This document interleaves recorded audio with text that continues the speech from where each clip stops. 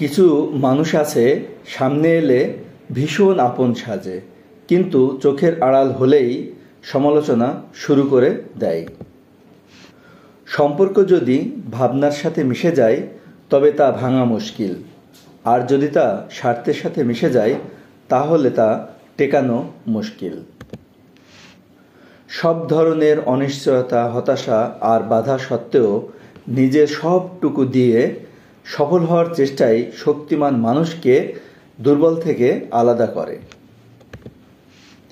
আপনি যদি নিজের আবেগকে নিয়ন্ত্রণ করতে না পারেন তাহলে আপনি আপনার অর্থ নিয়ন্ত্রণ করতে পারবেন না।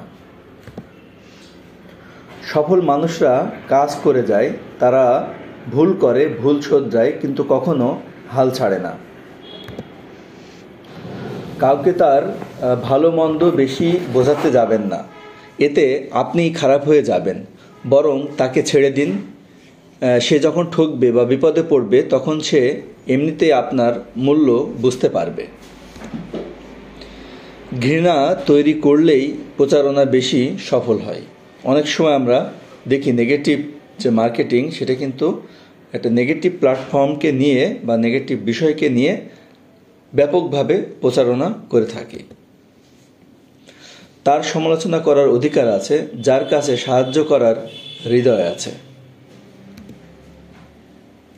দুর্ঘটনার পর জানা যায় গাড়ির ফিটনেস ছিল না, ভুল চিকিৎসার পর জানা যায় ক্লিনিকের লাইসেন্স ছিল না, আগুন লাগার পর জানা যায় ভবনের নকশায় ত্রুটি, ধরা পড়ার পর জানা যায় তার দুর্নীতির ফিরিস্তি।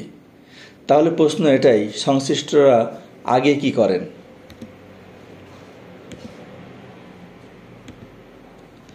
ধৈর্যহীন ব্যক্তির বর্তমান আর ভবিষ্যৎ বলে কিছু থাকে না।